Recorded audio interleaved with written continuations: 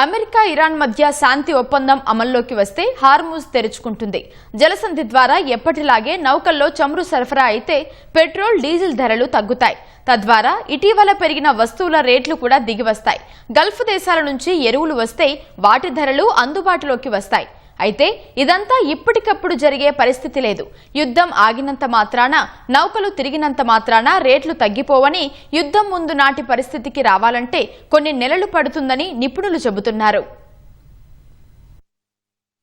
Hormuz జలసంధి 167 కిలోమీటర్ల పొడవు, 39 కిలోమీటర్ల వెడల్పుతో ప్రపంచ చమురు రవాణాలో 20% వాటా కలిగి ఉన్న ఇరుకైన ప్రాంతం. అంత చిన్న ప్రాంతాన్ని ఇరాన్ మూసివేస్తే చమురు ధరలు ఆకాశాన్నంటి ఆసియా నుంచి ఐరోపా వరకు ప్రపంచ ఆర్థిక వ్యవస్థలు అల్లాడిపోయాయి. ఎట్టకేలకు అమెరికా, ఇరాన్ శాంతికి అంగీకరించిన నేపథ్యంలో ఇక చమురు ధరలు తగ్గి పరిస్థితి సాధారణ స్థితికి వచ్చేస్తుందని అనుకోవడం పొరపాటేనని నిపుణులు చెబుతున్నారు. ఒప్పందం అమల్లోకి వచ్చి హర్ముజ్ జలసంధి తెరవడం వల్ల విస్తృతమైన ఫలితాలు ఉంటాయనడంలో ఎలాంటి సందేహాలు లేవు. అయితే పరిస్థితి పూర్తిగా సాధారణ స్థితికి రావడానికి వచ్చే ఏడాది వరకు సమయం పట్టవచ్చని నిపుణులు అంచనా వేస్తున్నారు.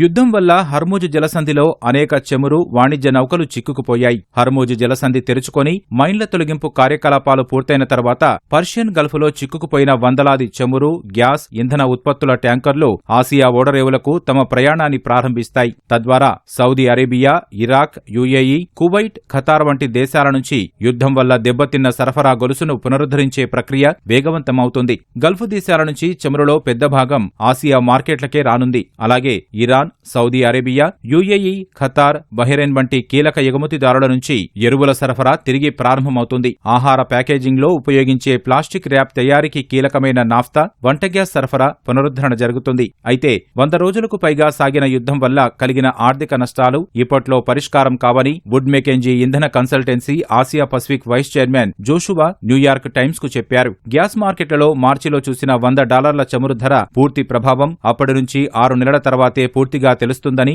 ఆయన చెప్పారు. ఎల్ఎన్జీ ధరల పెరుగుదల ప్రభావం కూడా 3 నుంచి 6 నెలల తర్వాతే మార్కెట్లపై ఉంటుందని వివరించారు.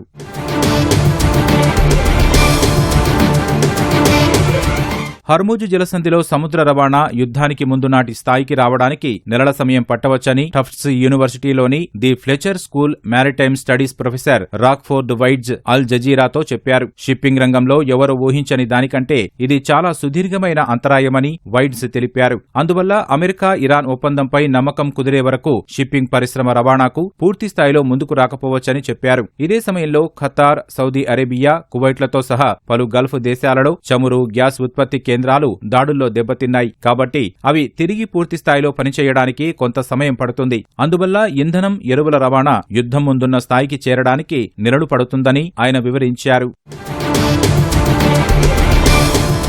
భారతదేశం ప్రపంచంలోనే అతిపెద్ద ముడి చమురు దిగుమతిదారులలో ఒకటి. హర్ముజ్ జలసంధి తెరవడం వల్ల చమురు సరఫరా, రవాణా ఖర్చులు, ద్రవ్యోల్బణ ఒత్తిడిపై ఉన్న ఆందోళనలు తగ్గుతాయి. Saudi Arabia, Iraq, Kuwait, UAE, Qatar వంటి కీలక సరఫరాదారుల నుంచి భారతదేశానికి తిరిగి సరఫరా ప్రారంభం కావడం వల్ల భవిష్యత్తుపై నమ్మకం పెరుగుతుంది. అలాగే షిప్పింగ్ ఇన్సూరెన్స్ ప్రీమియంలు, రవాణా ఖర్చులు తగ్గుతాయి. అయితే ఇరాన్, అమెరికా మధ్య ఒప్పందం సజావుగా సాగినంత కాలమే ఈ పరిణామాలు సంభవిస్తాయి. చమురు సరఫరా తిరిగి గాడిన పడి నౌకలు హర్ముజ్ను దాటి వాటి గమ్యస్థానాలకు చేరుకొని ఆర్థిక వ్యవస్థలపై ప్రభావం చూపడం ప్రారంభించేలోపు మధ్యప్రాచ్యంలో మళ్లీ కొత్తగా ఘర్షణలు మొదలైతే పరిస్థితి మళ్లీ మొదటికొస్తుందని నిపుణులు చెబుతున్నారు.